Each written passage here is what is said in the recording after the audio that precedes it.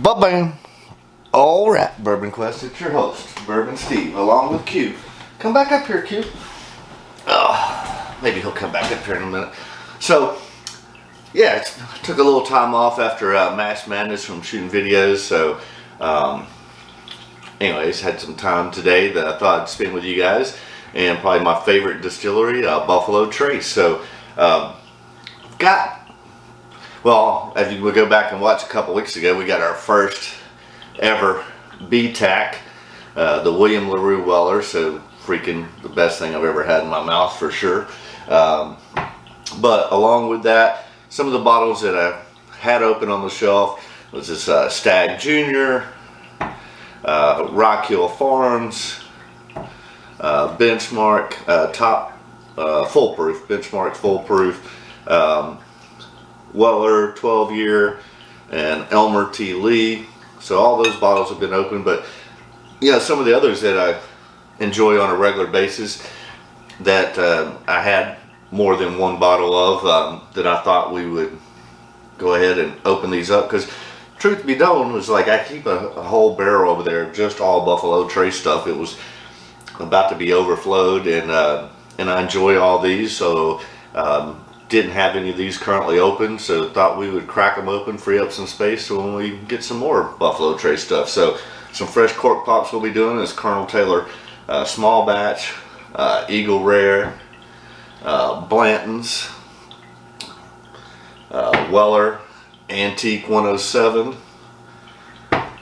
Hancock's, and then a Buffalo Trace store pick, Weller Special Reserve, and then the one that I've never had before. I've had all these except for this Caribou Crossing, which is a single barrel Canadian whiskey. So thought we'd give that a shot too.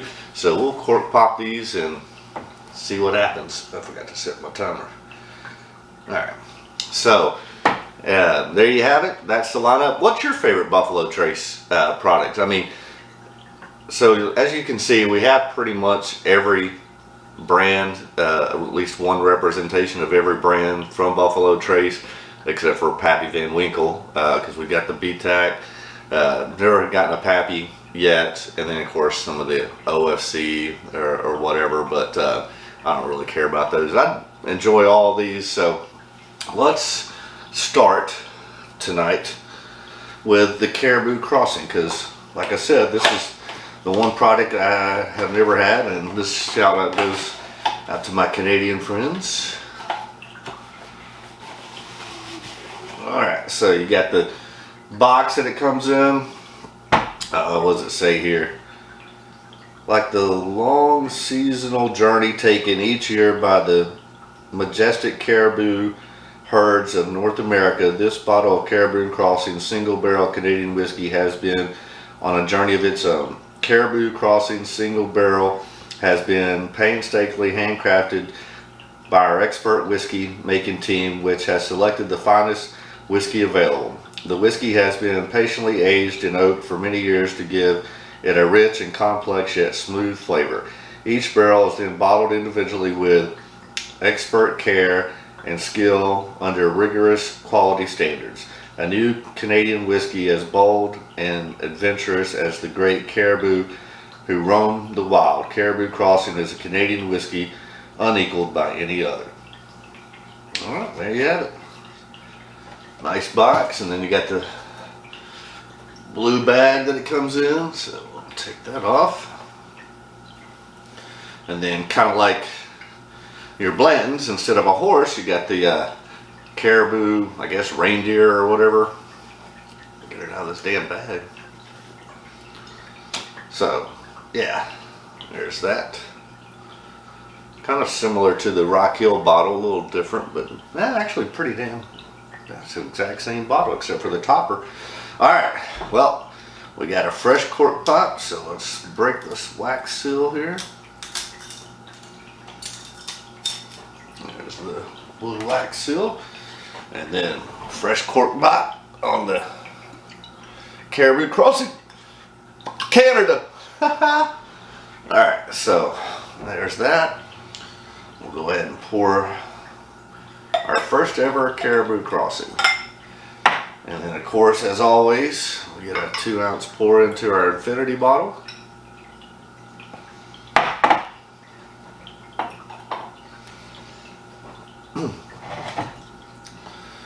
Guess we'll go to this one, the backup infinity bottle. Our 2-ounce pour. Alright, so we got that infinity pour out of the way.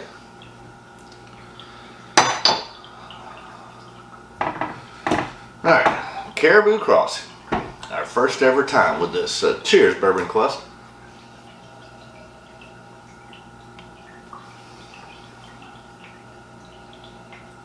Awful light, sweet.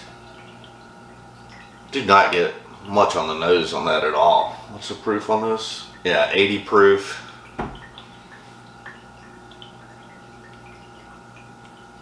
I mean, again, just a little bit of wheat, a little bit of vanilla, but I do not get much on the nose on that at all.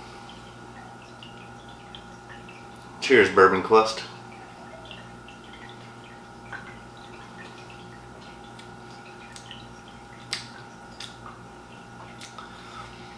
Yeah, very sweet, very vanilla. I mean, obviously 80 proof. I think that's too sweet for me.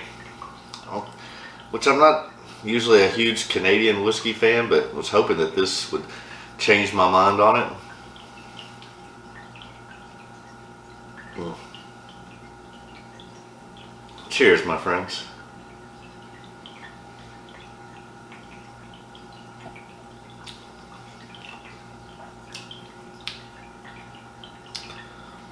Yeah, I'm not a fan of that at all.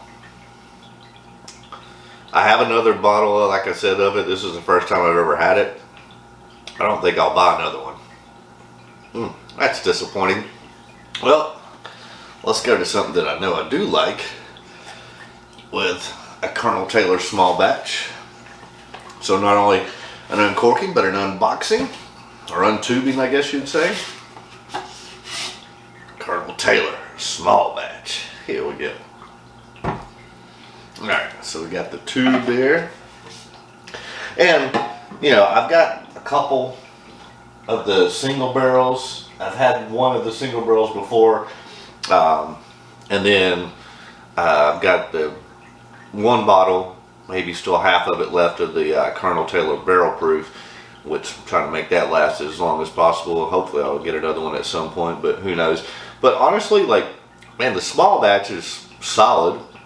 And I know, while not easy to get, it's fairly readily available if you're a decent bourbon cluster. I'm never have gone without a backup, and I drink it on a normal basis. So not every day, but Colonel Taylor small batch, one of my favorites.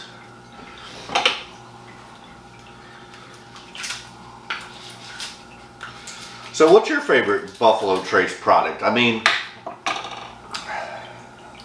is it Blanton's? Is it Weller? Is it Rock Hill Farm? Stagg? Junior? Or I guess just now Stagg. So this is the Colonel Taylor small batch. Again, once again, we'll do a 2-ounce pour into the infinity bottle.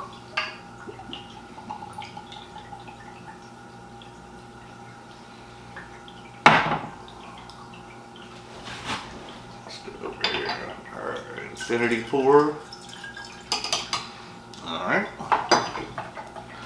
Now, like I said, this is one of my favorites that I feel like is readily available.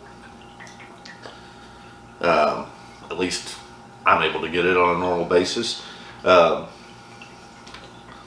with Eagle Rare, Blanton's, well, we'll get to the Wellers in a minute.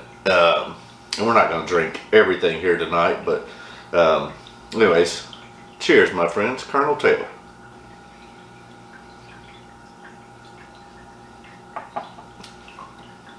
Oh yeah, I mean, that's delicious.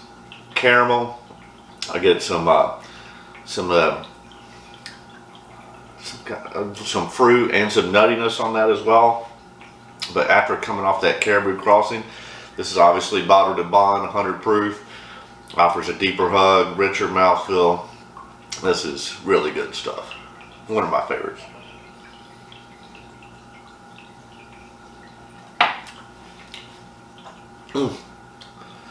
Yeah, that's delicious. Can't go wrong with Colonel Taylor, in my opinion. All right, so we've done that one. And then if you go and look when I've done the mash bill number 2, when we did Rock Hill Farms, Blanton's, Elmer T, and Hancock. Elmer T actually finished last when I did that blind. The Rock Hill finished first. I'll have to go back and look when I did mash bill number 1 who finished first on it. I thought it would have been Colonel Taylor, but it might have been Stagg. Anyways, that's here regardless. I'll have to go back and watch my own video. So, alright, this is Eagle Rare. Again, one of my favorites. Comes in at 90 proof, 10-year age stated.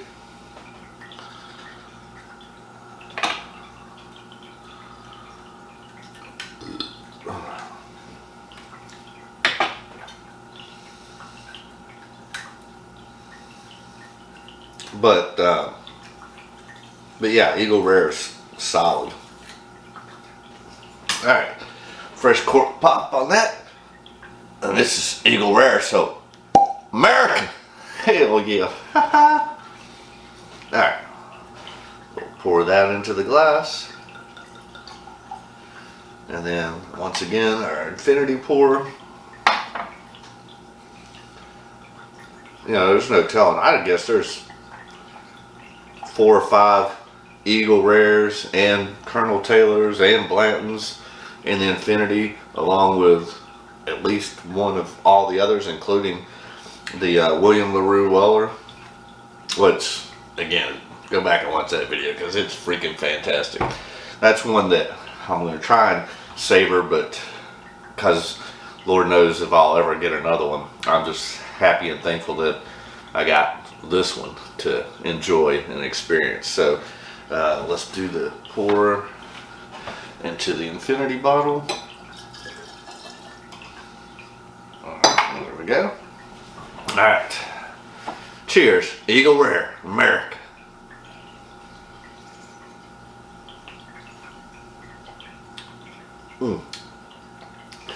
So good, so sweet, so smooth. I mean, that's like, and I've crushed many of an Eagle Rare bottle because at 90 proof, 10-year age stated, you definitely get that barrel char and oak, deep, rich, dark, vanilla, caramel, chocolate, totally crushable at 90 proof and delicious.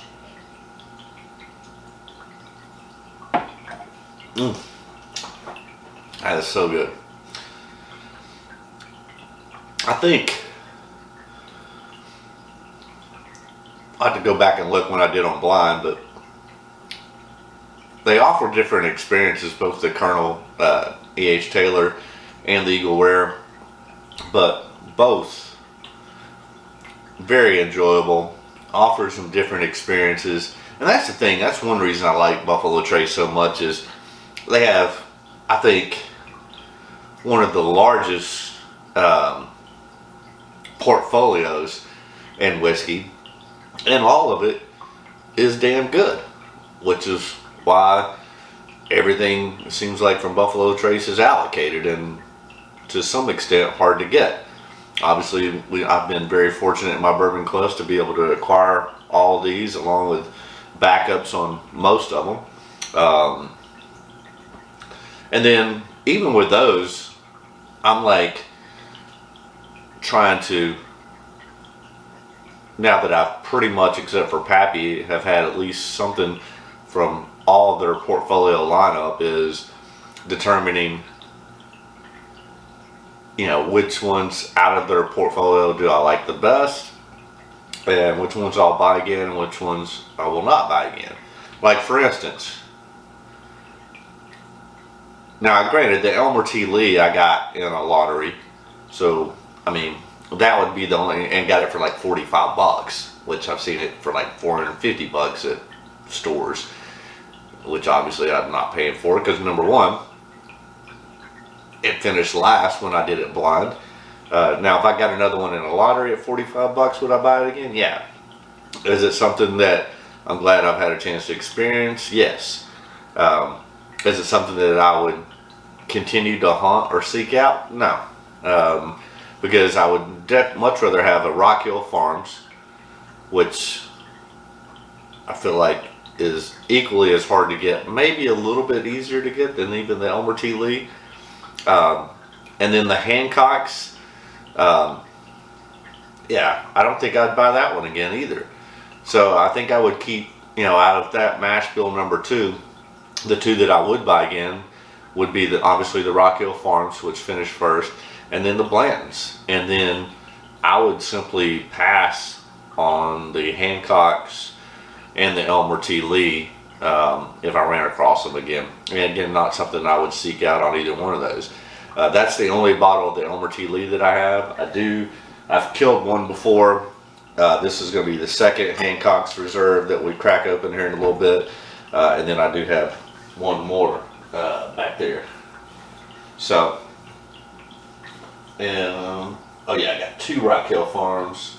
Got about 4 more Blantons, 4 more Eagle Rares, 4 more Weller Antiques, at least 5 more Weller Special Reserves, about 6 Buffalo Trace store picks, and I even have 1 more bottle of this Caribou Crossing, which would be one I probably would not recommend or buy again. If let me know, do you like the Caribou Crossing? Have you had it? Is it something that you hunt or seek for? Because I wasn't a fan of it at all. Alright, that's Eagle Rare.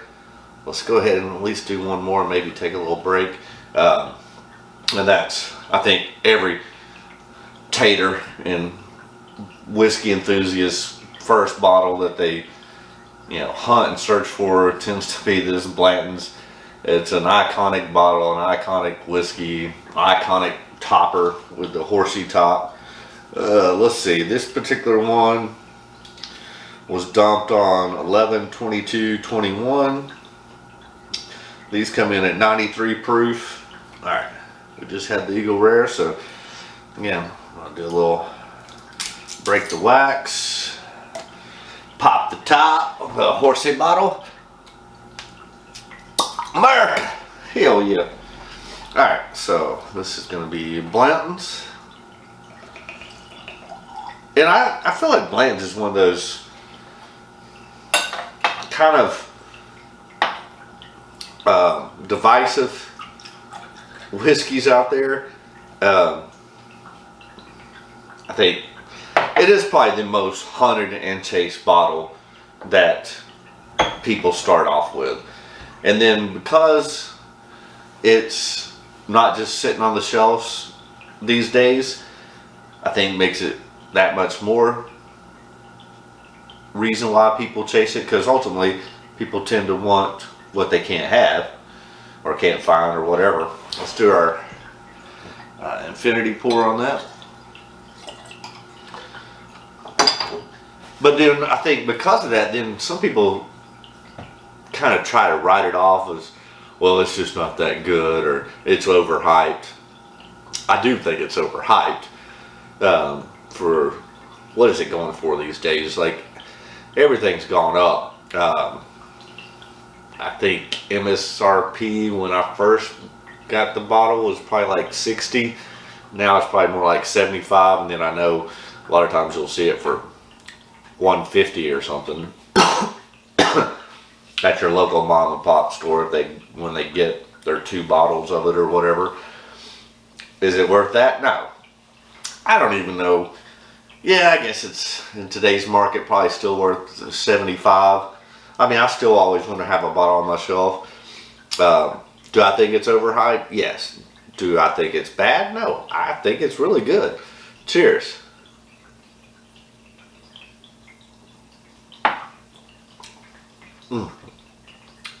Yeah, definitely get some fruit flavors on that, along with the caramel, vanilla. Like, I get some cherry on this one. That's a little different. But yeah, it's good. It's solid. And what, 93 proof? Yeah. Now, like most people when they first get into bourbon, yeah, that's one of the allocated bottles that I first chased. Do I still always want to have one on my shelf? Yes. Is it something that I'm going to pay above MSRP for? No, because it's not worth above MSRP. But it's definitely enjoyable. I love sharing it with people, especially those that have never had it before, because they can't get it or find it or whatever. And I've had several. This is probably not one of the better ones, because it is a single barrel, so they are going to vary and differ. Yeah, this one's got... Yeah, there's definitely that fruit flavor on the nose there. I don't think this is one of my better Blantons.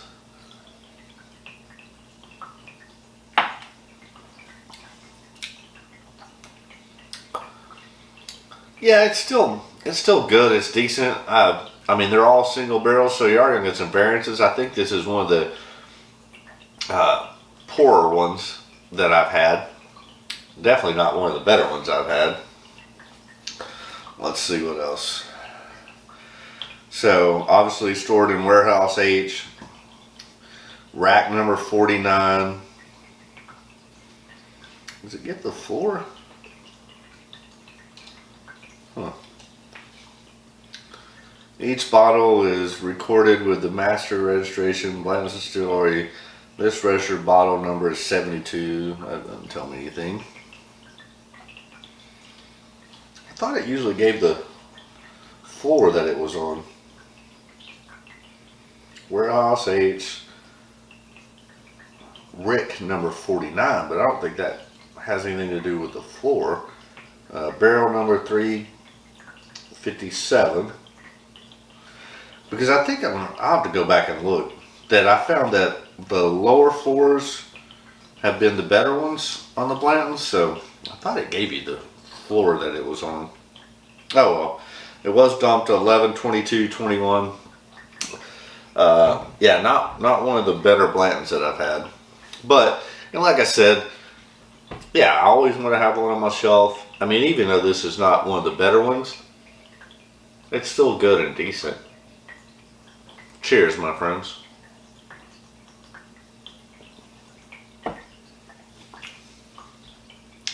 What do you think about Blanton's? Oh, that sip was a lot better. Maybe a little air. Opening it up on that, I got a lot more caramel and vanilla. Still got that fruitiness. Was a lot better on that sip than the previous one. Still not one of the better ones that I've had.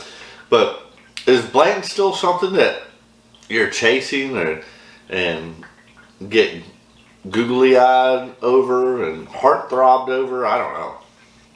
I just don't think it's that. I think it's way overhyped. But again, solid bottle. Always want to have on my shelf. I mean, obviously it looks cool, and it drinks good at 93 proof. But like I said, you do get that variances with those single barrels. Each bottle is going to be different, and then I need to open some. The next one I open, I think it'll be a store pick. I try to open them. Like I've got probably 4 of the Blantons back there. So the next one I open, I try to make that the oldest one. And then, yeah, I drink them in kind of chronological order from oldest to youngest, if you will. So there's that. And then we'll get into these, the rest, the Wellers. You got the Antique, the Special Reserve, the Hancock. I'm interested in this Buffalo Trace store pick. And that's, I mean, I won't say exclusively, but because I probably have like at least 6 store picks back there on my Buffalo Trace store pick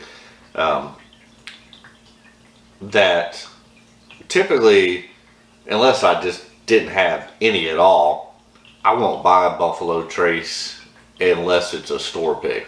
And because, yeah, just because some of the store picks can be exceptionally good, especially at their price, which the store picks, at least in my area, here in Knoxville, Tennessee, kind of range between 25 and 30 bucks.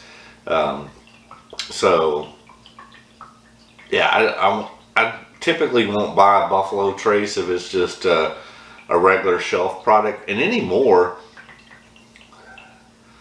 that holds true for Eagle Rare too. Like, I want the Eagle Rare store picks, not just on the shelf. Again, unless I had only one bottle left or 0 bottles, as far as backups go, would I buy it on the shelf? Otherwise, I want the store picks. Now, the rest of them, yeah, would I like to see a store pick of all these? Absolutely.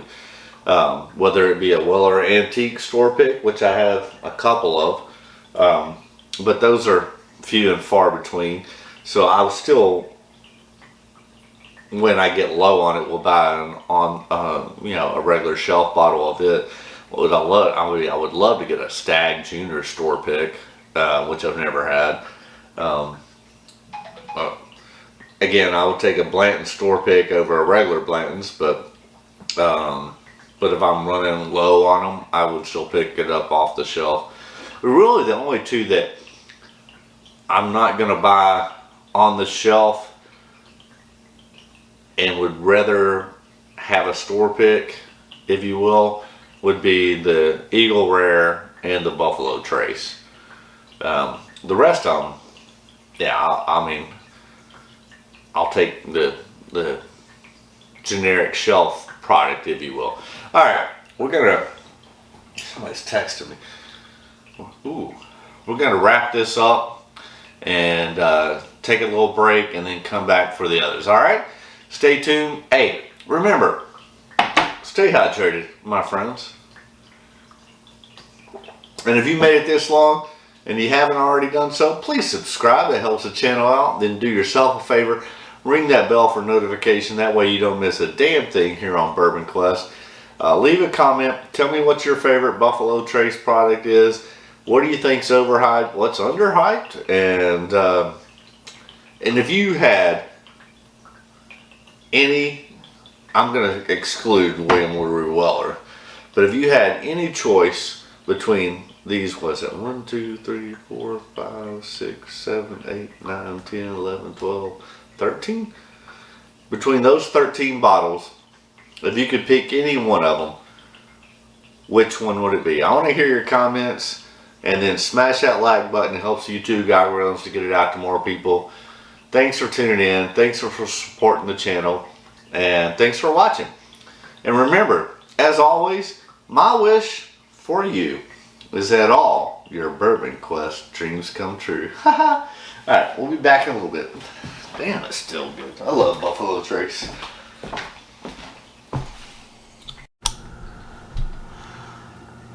That's good enough.